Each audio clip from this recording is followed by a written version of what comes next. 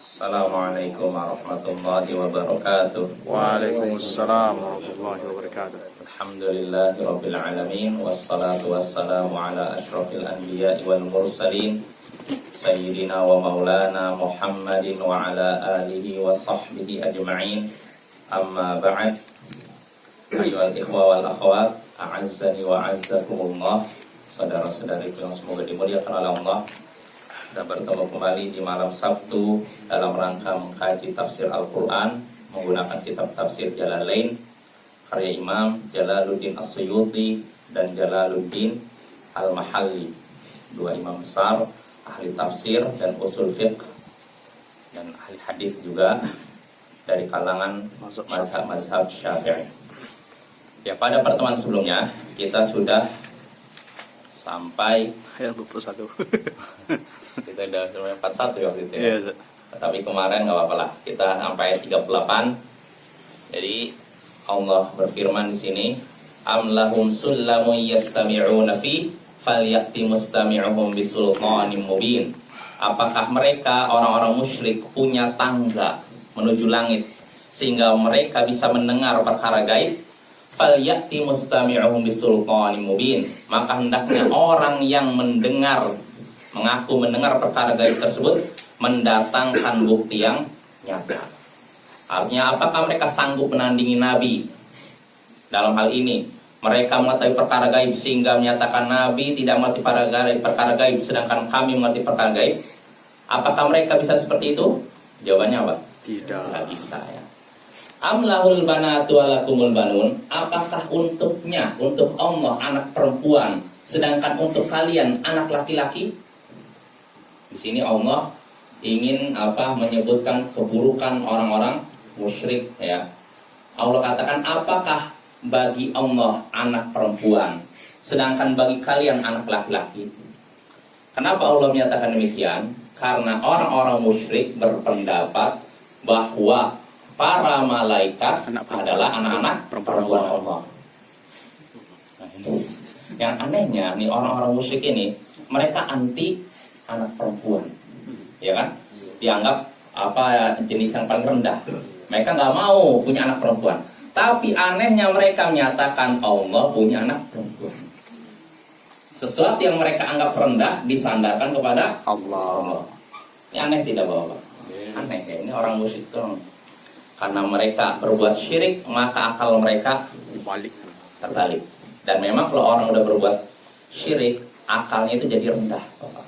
Lebih rendah daripada binatang. Allah sebutkan dalam Al-Quran, am tahsabu anna aktsarum yasmauna aw ya'qilun inhum illa kal an'am bal hum adall. Apakah engkau mengira kebanyakan mereka mendengar dan berpikir? Tidaklah mereka kecuali seperti binatang ternak, bahkan lebih rendah, lebih sesat. Nah, ini orang musyrik ya. Jadi mereka anti anak perempuan, gak mau dikatakan punya anak perempuan, tapi anehnya mereka menyatakan bahwa Allah punya anak perempuan. Ya, ini orang musyrik. Dan kalau kita melihat fenomena atau keadaan ini di zaman jahiliyah, ini sangat lucu. Jadi disebutkan oleh Imam Qatadah dalam tafsir At-Tabari, kana ahlul jahiliyah yaqtulu ahaduhum ibnatah wa yaqdu kalbah fa'aballahu dzalika alaihim. Dulu orang-orang jahiliyah ada di antara mereka, salah seorang di antara mereka membunuh anak perempuannya, membunuh putrinya, tapi ngasih makan anjingnya. Maka Allah mencela perbuatan mereka tersebut. Jadi artinya apa? Mereka punya anak perempuan. Kalau lahir anak perempuan, mereka bunuh. Dianggap aib. Punya anak perempuan dianggap aib. Tapi anehnya anjingnya dibiarkan, bahkan dikasih makan. Hewan dibiarkan, dipelihara, anak perempuan disingkirkan. Ini sikap aneh orang-orang jahiliyah, orang musyrik jahiliyah. Maka Allah cela mereka, perbuatan mereka. Dan yang anehnya yaitu mereka menyandarkan Allah punya anak perempuan, tapi kalau mereka dikatakan punya anak perempuan, mereka malu, mereka marah. Tapi mereka tidak sadar bahwa mereka menyatakan Allah punya anak perempuan. Nah ini keanehan orang musyrik ya. Amtas alum ajra fahum mim maghramin muthqalun. Ataukah engkau meminta upah kepada mereka sehingga mereka dibebani oleh hutang dibebani oleh upah tersebut. Maksudnya di sini kata Imam Al-Mahalli di sini, amtas alum ajron ala ma ji'tum bihi minad din. Apakah kamu meminta upah kepada mereka orang-orang musyrik itu wahai Rasul? Apakah engkau meminta atas perkara agama yang kau bawakan? Artinya Nabi datang membawa apa? Wahyu, risalah kan, berdakwah mengajar. Apakah ketika engkau berdakwah mengajari mereka risalah, membimbing mereka menuju keridhaan Allah, apakah ketika engkau melakukan itu engkau minta upah sehingga mereka terbebani oleh upah tersebut? Sebab kalau misalkan Nabi minta upah, bisa jadi orang musyrik akan apa? Wah, saya nggak maulah, nanti saya harus bayar. Dia apa dalam sehari nyampaikan nasihat berapa kali? Misalkan 3 kali, sehari 3 kali, kalau udah sebulan sudah 90 kali. Wah, saya nggak mau bayar, saya nggak mau beriman kepada Muhammad karena nanti saya harus bayar. Nah, pertanyaannya apakah begitu Rasulullah? Ketika beliau mengajar, berdakwah, meminta upah? Tidak. Nah, ini menunjukkan bahwasanya orang-orang musyrik tidak punya alasan untuk menolak dakwah Nabi Sallallahu Alaihi Wasallam. Karena Nabi tidak meminta upah atas dakwah yang beliau kerjakan. Makanya mereka nggak mungkin terbebani oleh itu ya. Ya, jelas Bapak ya. Lalu Allah katakan am'indahumul ghaibu fahum yaktubun, ataukah mereka mengetahui, ataukah di sisi mereka ilmu gaib, pengetahuan gaib, sehingga dengan itu mereka bisa menulis apa yang mereka ketahui. Kata Imam Al-Mahalli di sini, am'indahumul ghaib, apakah mereka memiliki perkara gaib? Maksudnya pengetahuan tentang gaib. Apakah mereka mengetahui perkara gaib lalu mereka menuliskan itu? Menulis apa? Perkara gaib tersebut, hatta yumkinahum munaza'atun nabi fil ba'thi wa umuril akhirati bizamihim, sehingga akhirnya mereka apakah mereka mengetahui perkara gaib sehingga mereka menulis perkara gaib tersebut, sehingga mereka bisa menandingi Nabi dalam masalah kebangkitan manusia dari kubur dan perkara akhirat menurut sangkaan mereka. Artinya, apakah mereka bisa mengetahui perkara gaib sehingga bisa menandingi Nabi? Bisa tidak mereka tahu perkara gaib? Tidak. Tidak bisa, ya. Maka tidak ada alasan mereka menolak Nabi. Ya. Karena kalau mereka punya pengetahuan tentang gaib, mereka akan menandingi Nabi. Wah, kamu menyatakan Muhammad bahwa saya manusia bisa bangkit dari kubur. Nah, kami mengetahui ini, di nanti yang sebenarnya begini. Nah, mereka nggak punya pengetahuan tentang gaib. Maka mereka tidak bisa menandingi Nabi Sallallahu Alaihi Wasallam, tidak bisa menolak dakwah Nabi Sallallahu Alaihi Wasallam. Am yuriduna kaida falladina kafaru humul makidun, ataukah mereka menginginkan tipu daya? Apakah mereka menginginkan hendak melakukan tipu daya? Dan orang-orang kafir itulah yang terkena oleh tipu daya. Apakah mereka menghendaki tipu daya? Maksudnya kata Imam Al-Mahalli, bikal yuhliku kafidari nadwa. Apakah mereka hendak melakukan tipu daya kepadamu wahai Rasul, yaitu untuk membinasakanmu di Darun Nadwah.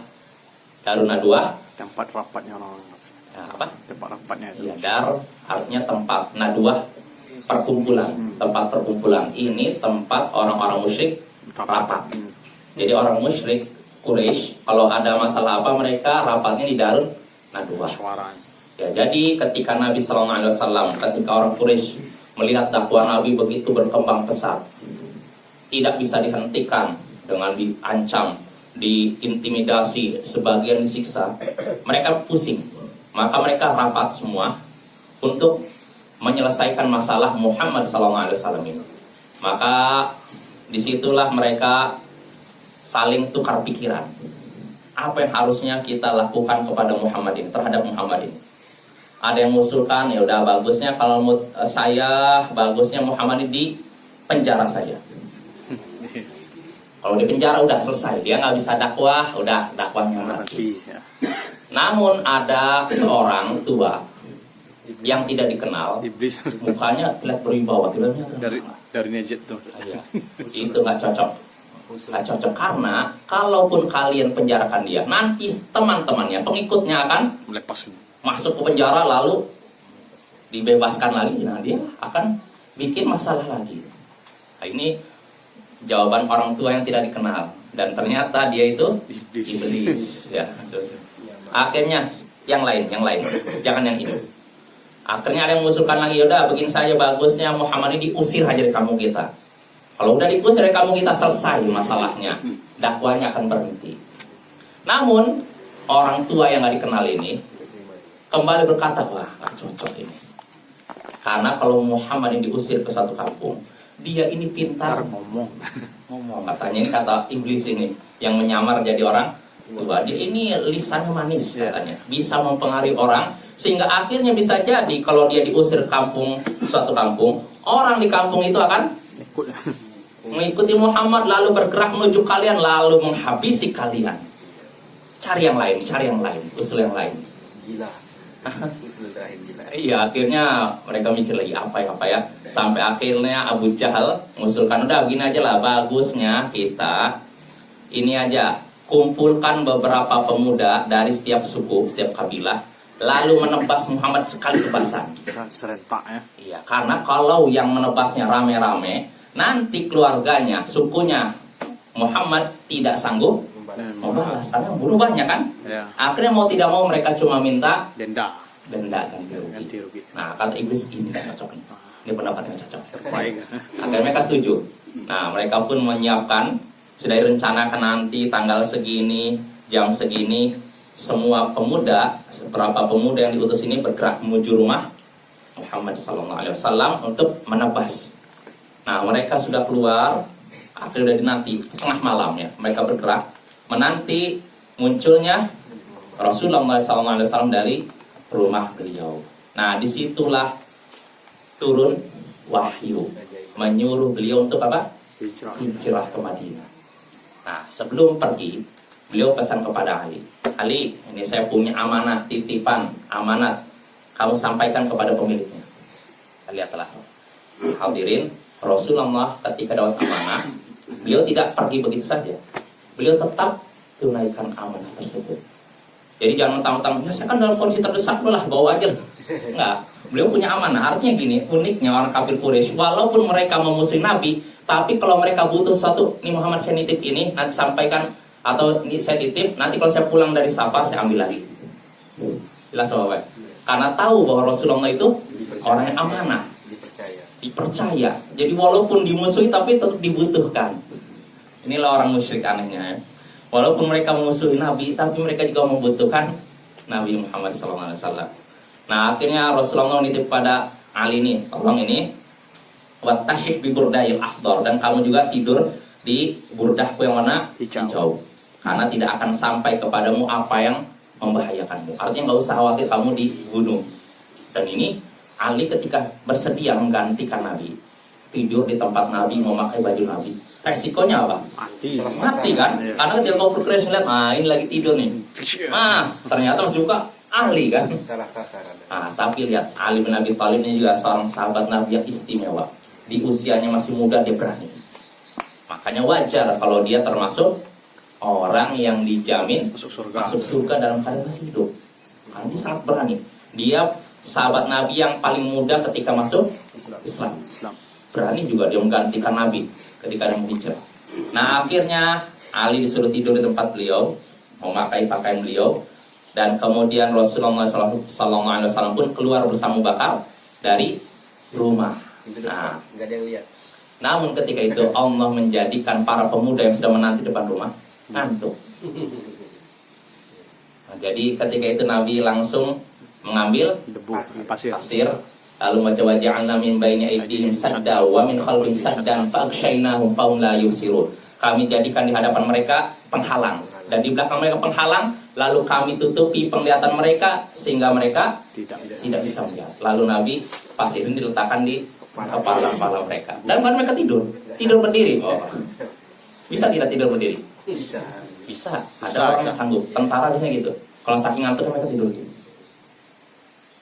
Tapi kalau ini nggak tahu gimana ceritanya. Tidur ayam gitu loh.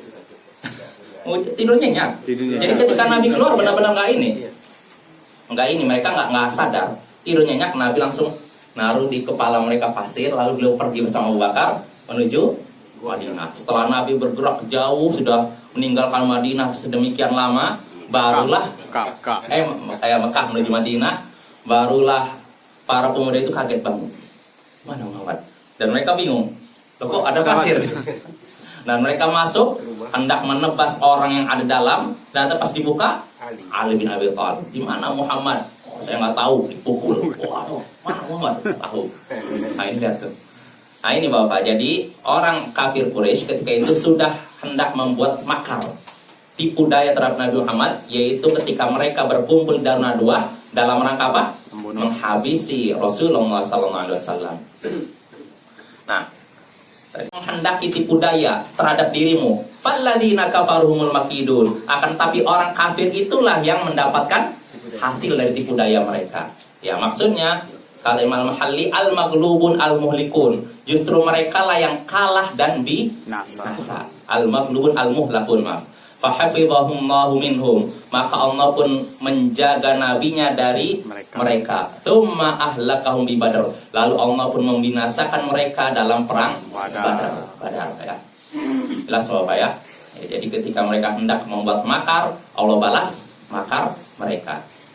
Am lahum ilahun ghairullah. Apakah mereka memiliki ilah selain Allah? Subhanallahi amma yusyrikun. Maha suci Allah dari apa yang mereka persekutukan. Apakah mereka memiliki ilah selain Allah? Ilah ini Bapak-bapak artinya sesuatu yang disembah dan ibadahi. Bukan sesuatu yang bisa menciptakan, menguasai dan mengatur alam semesta. Karena kalau maksudnya ilah seperti itu, tidak ada la ilaha illallah, tidak ada pencipta, penguasa dan pengatur alam sebenarnya kecuali Allah. Kalau maknanya ilah seperti itu, tentu orang musyrik tidak akan Kafir. Tidak akan apa? Orang kafir Quraisy kalau makna la ilaha illallah artinya tidak ada pencipta, penguasa, pengatur alam semesta kecuali Allah. Kalau maknanya seperti itu, orang kafir Quraisy tidak akan menolak kalimat la ilaha illallah.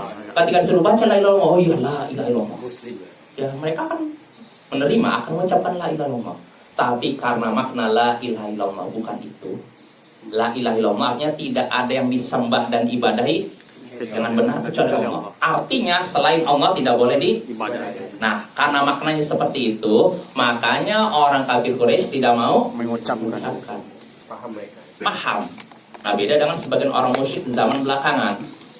Jadi orang kafir Quraisy kalau disebut la ilaha illallah, berarti saya nggak boleh ibadah lagi kepada Lata, nggak boleh lagi ibadah kepada malaikat, nggak boleh lagi ibadah kepada ini dan ini. Maka mereka nggak mau ucapkan la ilaha illallah. Tapi orang musyrik belakangan, mereka mengucapkan la ilaha illallah sambil menyekutukan Allah. La ilaha illallah sambil di hadapannya ada kuburan para wali keramat. Mereka minta-minta ke situ. Saya itu la ilaha illallah. Wahai Habib Fulan, Syekh Fulan, tolong saya lunasi hutang saya. La ilaha illallah. Barusan menyekutukan Allah, saya itu la ilaha illallah. Mencampur adukan antara tauhid dan syirik. Nah ini naudzubillah min dzalik. Jadi orang kafir Quraisy lebih cerdas daripada orang ini ya. Nah, pentingnya belajar tauhid itu apa ya? Ya ini kita lanjut. Jadi apakah mereka orang kafir Quraisy memiliki ilah selain Allah? Subhanallah, maha suci Allah, amma yusyrikun, dari apa yang mereka sekutukan. Ya, dari apa yang mereka sekutukan dengan Allah, minal alihah, dari ilah-ilah. Wal istifham bi amfi maudhi'iha litakbih wa taubih. Dalam ayat-ayat yang di atas, dari sejak ayat ke 30 berapa? Oh 32 Allah menggunakan am. Apakah? Nah, ini maksudnya untuk memburukkan dan mencela kafir Quraisy, mencela orang-orang musyrik. Allah menggunakan apakah mereka, ataukah mereka, ataukah apakah. Ini tujuannya untuk mencela orang-orang musyrik. Jelas Bapak? Ya. Itu pembahasan surat At-Tur dari ayat 32 ya. 32 sampai ayat 43 ya. Kita mulai dari situ, Bang. Oh, dari ini kita mulainya kemarin dari 35 sampai 43 ya.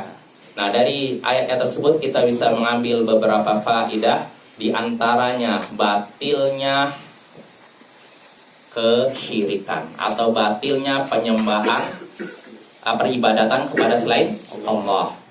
Batilnya peribadatan kepada selain Allah.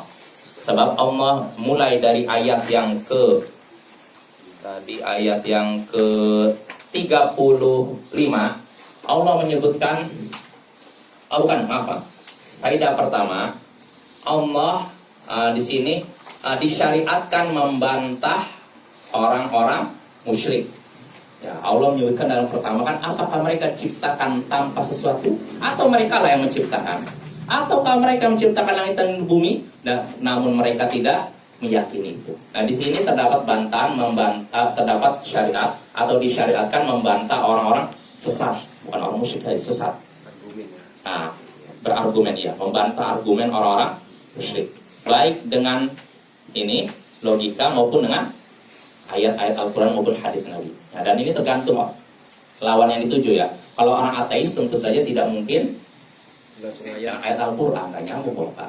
Jadi kalau kita membantah orang ateis ini, Allah berfirman, Allah berfirman apa? Saya nggak akui Allah kok, nggak nyambung. Maka kalau untuk membantah orang ateis menggunakan logika ya. Tapi kalau membantah orang muslim yang mungkin menyimpang, barulah kita menyebutkan ayat Al-Quran. Dan orang kalau sebutkan ayat Al-Quran ada rasa takut gimana nih? Ya, ini kalau orang masih ada iman ya. Tapi kalau orang memang iman udah dicabut dari hatinya, dia nggak peduli Al-Quran, dia kerja. Hati-hati. Nah itu faidah kedua yang bisa kita petik dari ayat-ayat tersebut. Nah, tidak ada yang mengetahui perkara gaib kecuali Allah. Ya. Makanya Allah katakan, apakah mereka dalam ayat 41, apakah mereka memiliki pengetahuan gaib lalu mereka menuliskannya? Ini menunjukkan tidak ada yang mengetahui perkara gaib kecuali Allah ya. Tidak ada. Qul la ya'lamu man fis samawati wal ardil ghaiba illallah. Katakanlah, tidak ada di langit dan di bumi yang mengetahui perkara gaib kecuali Allah. Jadi jangan kita tertipu dengan para penipu-penipu ulung yang mengaku tahu, barang kamu hilang di sini, barang kamu hilang di situ, orang ini tersesat ada di situ. Nah, ini para pendusta semuanya. Dan memang mungkin saja mereka mengetahui lewat jin, tapi tetap kita tidak boleh percaya dia. Kita dustakan, ya. Jelas Bapak ya? Itu namanya kalau dalam istilah ini araf. Araf itu orang yang mengetahui, mengaku tahu barang yang dicuri atau barang hilang. Kalau kahin, alladzi yukhbiru 'anil mughayyabat fil mustaqbal. Sedangkan kahin orang yang mengaku tahu kejadian di masa depan. Kedua-duanya harus kita ingkari. Duanya dukun. Iya, dua-duanya dukun. Dan kita nggak boleh seperti itu. Nggak boleh mempercayai, ya, harus kita dustakan itu. Nah itu faidah kedua. Lalu faidah ketiga, batilnya peribadatan kepada selain Allah. Ya, Allah katakan tadi, amlahum ilahun ghairullah, apakah mereka memiliki ilah selain Allah? Subhanallah amma yusyrikun. Maha suci Allah dari apa yang mereka persekutukan. Maka syirik ini adalah suatu yang diingkari, suatu yang batil, maka hendaknya kita juga mengingkari hal tersebut. Yaitu 3 faidah yang bisa kita petik dari ayat tersebut. Nah, sekarang kita masuki ayat baru, yaitu ayat ke-44. A'udzu billahi minasyaitonir rajim. Wa in yaraw kisfan minas samaa'i saqitan yaqulu sahabun marqum fadharhum hatta yulaqu yawmahum alladhi fihi yus'aqun. Yawma la yughni anhum kaiduhum syai'an wa la hum yunsarun. Wa inna lilladhina zalamu 'adaban duna dhalik walakinna aktsarahum la ya'lamun. Wasbir li hukmi rabbika fa innaka bi a'yunina wasabbih bihamdi rabbika hina taqum wa minal laili fasabbihhu wa idbaran nujum. Fadharuhum wa iyaraw kisfan minas samaa'i saqitan yaqulu sahabun marhum. Kalau mereka melihat potongan-potongan langit jatuh, mereka akan berkata, itu awan-awan yang bertumpuk-tumpuk. Bagusnya satu ayat aja ya. Atau terjemahkan dulu. Terjemahkan dulu aja semuanya. Fadharhum hatta yulaq. Saya ulangi lagi. Jika mereka melihat potongan-potongan langit berjatuhan, mereka akan berkata itu awan yang bertumpuk-tumpuk. Fadharhum hatta yulaqu yaumahumul ladzi fihi yus'aqun. Biarkanlah mereka sampai mereka menemui hari yang mana di hari tersebut mereka dibinasakan. Yauma la yughni anhum kaiduhum syai'aw wa la hum yunsarun. Yaitu hari tatkala tipu daya mereka tidak bermanfaat sama sekali dan mereka juga tidak mendapatkan pertolongan. Wa inna lilladzina zalamu 'adzaban duna dzalik. Dan bagi orang-orang yang zalim ada azab selain itu. Walakinna aktsarahum la ya'lamun. Akan tapi kebanyakan mereka tidak mengetahui. Wasbir li hukmi rabbik. Bersabarlah terhadap keputusan Tuhanmu. Fa innaka bi a'yunina. Karena semuanya engkau berada dalam penglihatan mata-mata kami. Wasabbih bihamdi rabbika hina taqum. Dan bertasbihlah dengan memuji Tuhanmu tatkala engkau bangkit. Wa minal laili fasabbihhu wa idbaron nujum. Dan di antara sebagian malam bertasbihlah kepadanya, dan begitu juga tatkala bintang-bintang tenggelam. Nah, ini terjemahan dari ayat ke-44 sampai 49. Kita bahas Bapak ayat tersebut.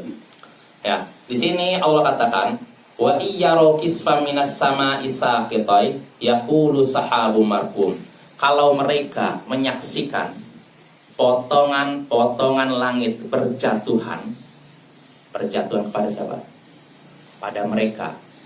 Kalau mereka ini siapa maksudnya? Orang musyrik. Jadi kalau orang musyrik menyaksikan potongan-potongan langit berjatuhan kepada mereka, mereka akan berkata yaqulu, mereka akan berkata sahabu markum, ini awan yang bertumpuk-tumpuk. Maksudnya apa? Ada yang tahu? Kita baca penjelasan Imam Al-Muhallis ini. Wa iyyaro kisfan ba'dan minas sama saqitai. Kalau mereka menyaksikan bagian dari langit berjatuhan alaihim kepada mereka, menumpuk mereka, menimpa mereka, sebagaimana mereka pernah berkata, fa'asqit alaina kisfa minas sama. Wahai Muhammad, jatuhkanlah kepada kami bagian dari langit. Mereka pernah meminta seperti itu kan? Maksudnya apa itu? Ta'dziban lahum, sebagai siksa bagi mereka. Jadi kalau mereka menyaksikan langit ini, potongan-potongan langit berjatuhan kepada mereka, menimpa mereka sebagai siksa buat mereka, apa yang mereka katakan? Sahabu markum. Hadza sahabu markum. Ini awan yang bertumpuk saja. Mutarakibun nurwabihi.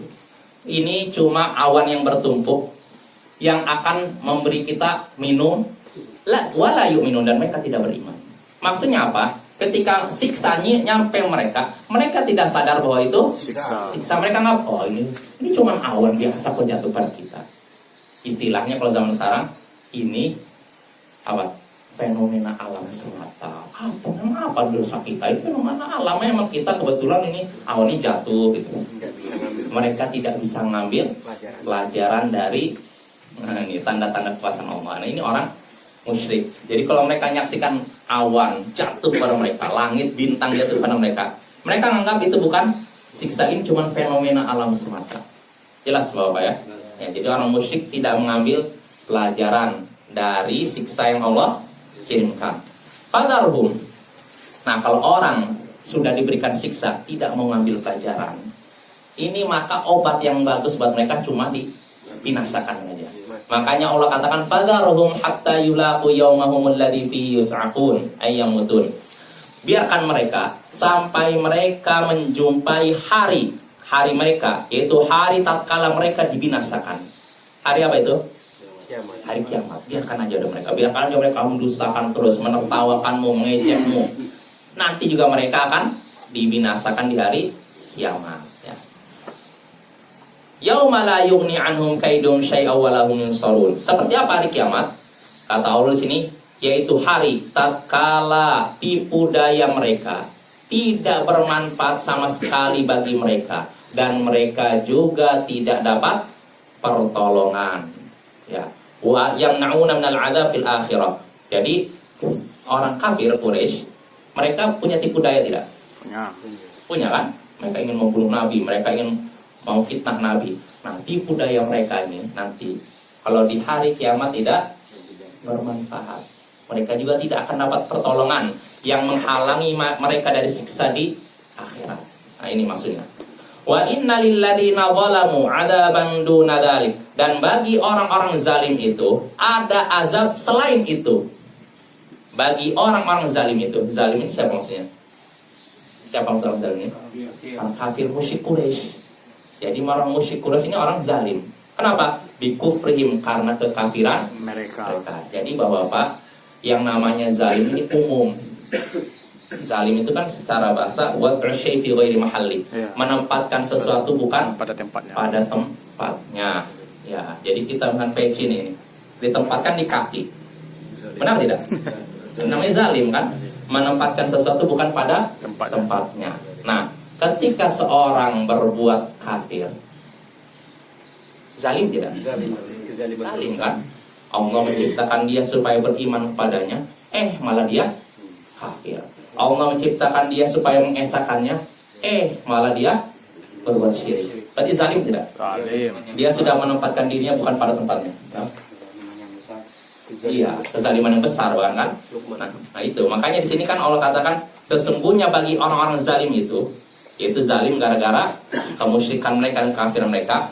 Nah, bagi orang-orang zalim itu ada azab selain itu. Itu apa maksudnya? Selain itu maksudnya apa?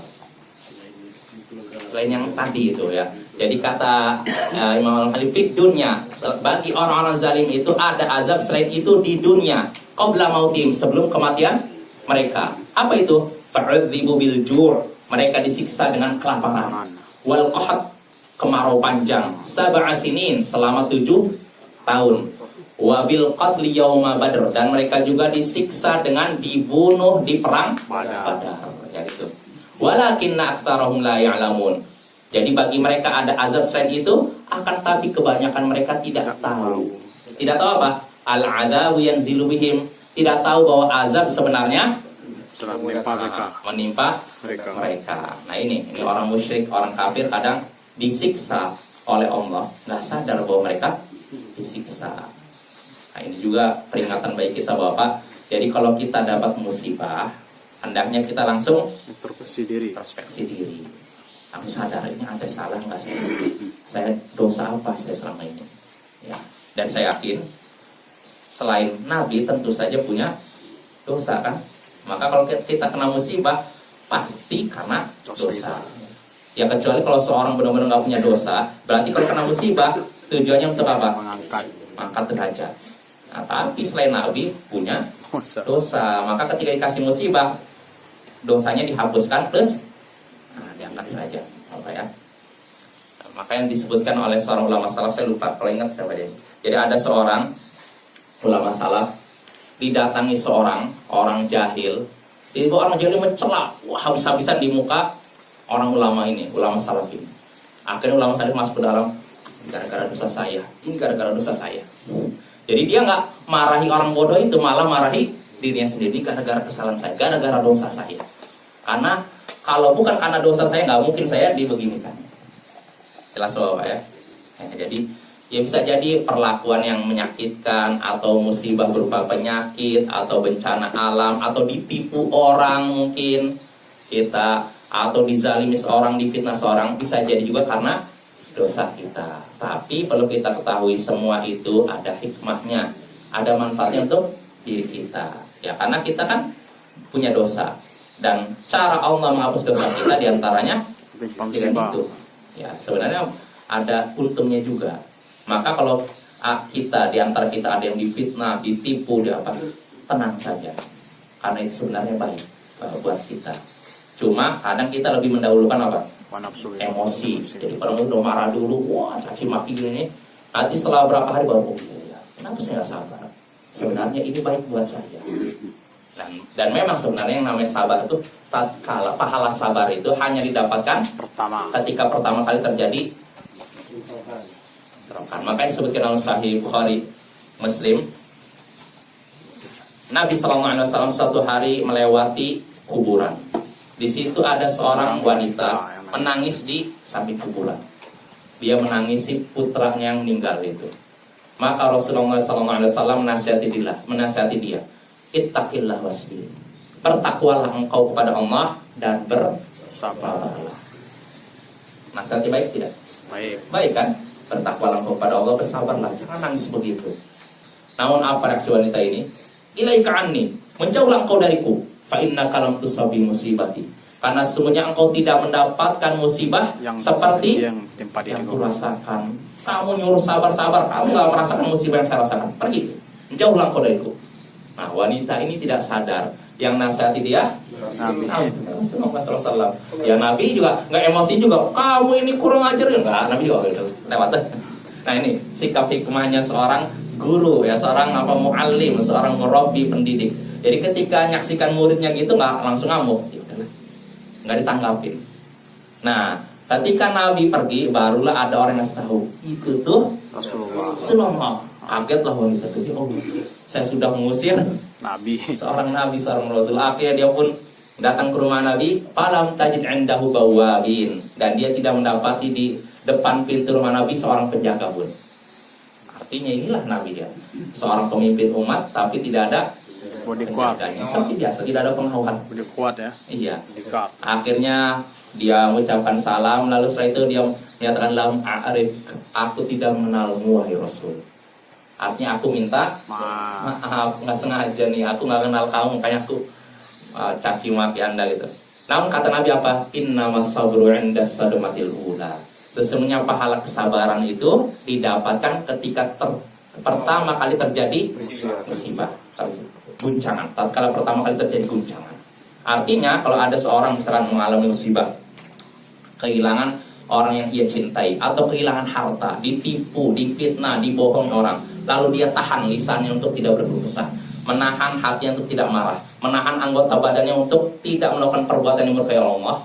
Nah, ketika itulah dia dapat pahala sabar.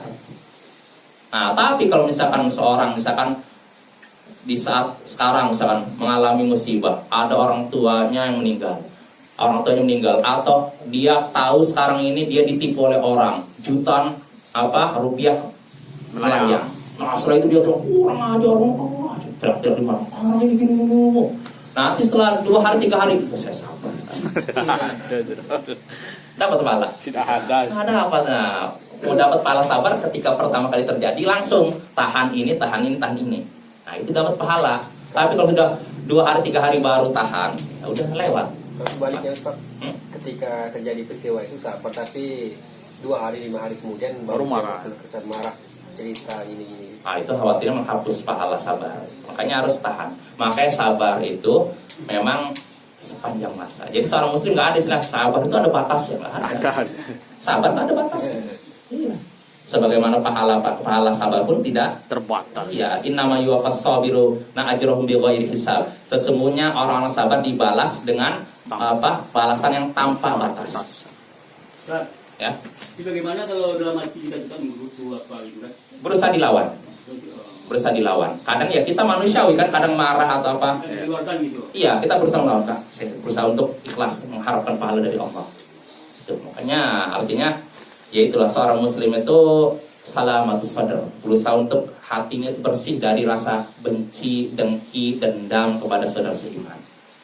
Makanya kan disebutkan dalam hadis Musnad Ahmad, mungkin Bapak tahu kisah Rasulullah SAW pernah berfirman, Rasulullah pernah bersabda di hadapan para sahabatnya, yatlu alaikumul an rajulun min ahlil jannah. Akan muncul di hadapan kalian sekarang ini seorang pria penghuni surga. Akan muncul di hadapan kalian sekarang seorang pria penghuni surga. Nah, sahabat bingung, siapa ini? Siapa penghuni surga? Akhirnya muncullah seorang pemuda Ansor dalam keadaan baru berwudu, lalu dia menenteng sendalnya dengan tangan kiri. Besoknya Rasulullah berumur para sahabatnya berkata lagi, akan muncul sekarang di hadapan kalian seorang pria penghuni surga. Artinya dia nanti akan surga. Tunggu lagi siapa ya? Akhirnya muncul lagi pria Ansor tadi, yang di pertama tadi itu. Orang yang sama. Nah, hari ketiga Rasulullah gitu lagi. akan muncul di hadapan kalian seorang pria penduduk surga, penghuni surga. Para sahabat tunggu lagi, siapa ini, siapa? Ternyata muncul lagi pria Ansor itu lagi. Nah, setelah Rasulullah menyatakan demikian, Abdullah bin Amr bin Al-As penasaran, apa sih istimewanya pria Ansor ini? Nah, akhirnya setelah Rasulullah selesai, pria itu pergi, dia langsung membuntuti pria tersebut. Dia menyatakan, bisa nggak saya numpang di tempat kamu nginap selama 3 hari? Oh ya boleh, boleh. Akhirnya Abdullah bin Amr bin Al-As nginap di rumahnya 3 hari. Nah, selama 3 hari dia bukan cuma untuk tidur-tidur aja. Itu apa tujuannya kira-kira? Memeriksa Menyelidiki apa istimewaan orang. amalan. Dia teliti, nggak ada amalan yang istimewa. Dia teliti malam hari, pria ini cuma tidur aja, nggak sholat. Nah, cuman menjelang subuh dia bangun, zikir, doa, lalu dia perhatikan sehari nggak ada yang istimewa. Nah, 2 hari itu. Cuma kata Abdullah bin Amr, aku nggak pernah mendengar orang ini berkata buruk aja. Jadi ibadahnya biasa aja, tapi orang ini nggak pernah berkata-kata mencela apa, bersih lisannya kan.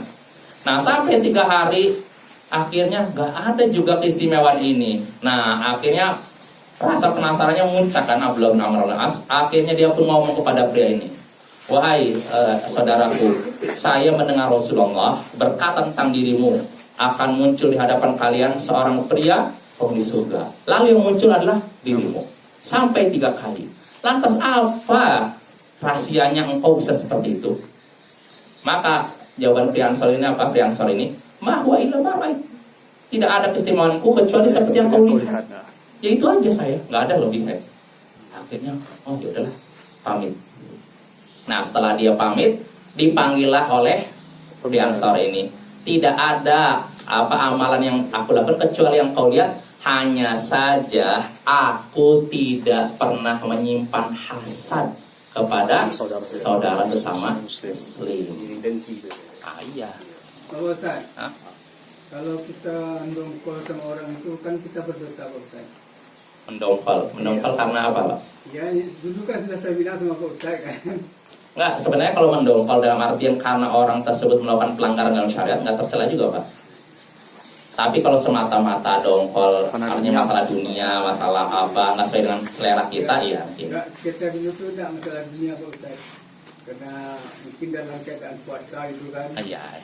Kan dari 3 tahun. Iya, iya. Tapi Ya, artinya jangan akhirnya kita sama Ustaz rasa berdosa itu kan saya minta maaf saja. Itu curi mata saya. Iya, iya. Iya, minta maaf aja sama dia. Iya, iya. Sebenarnya itu nggak perlu, Pak ya, karena itu kan dalam hati ya. Tapi kalaupun itu ya nggak masalah juga. Ya cukup, ya itu pelajaran. Ya memang sabar itu memang ini dan ini. Luar biasa bahagianya sahabat mendengar kabar itu mungkin ya. Oh iya, dan Abdullah bin Amr ketika tahu bahwa orang yang berkata saya nggak pernah hasad pada Itu seorang yang nggak itu, kami sanggupi. katanya inilah perkara yang tidak kami sanggupi. Nggak gampang bahwa Pak hasad tuh, iri, dengki itu nggak gampang. Kita nyaksikan orang lebih maju dikit dari kita, Indra saya gimana ya, itu nggak mudah. Korupsi dia ini. Gajinya lebih besar kan. Iya, intinya apa ini? Utama salamatus sadar, hati yang bersih. Tapi Ustaz, bolehkah kita memata-matai saudara kita? Nggak boleh. Itu tadi, sahabat tadi itu mengikuti. Oh, itu kan untuk tujuan kebaikan, bukan cari-cari aib. Yang tercela itu cari-cari aib. Kebaikannya akan bukan keburukannya. Iya. Dari kesalahan. Jadi di sana mau mati siapa? Siapa dulu yang dibilang Rasulullah masuk surga di sini? Sedang saya mata-matai ya. Seperti apa? Berarti habis soal Pak ya. Bisa. Soal pada berikutnya kita lanjutkan. Subhanallah wa bihamdihi. Asyhadu an la ilaha illa anta astaghfiruka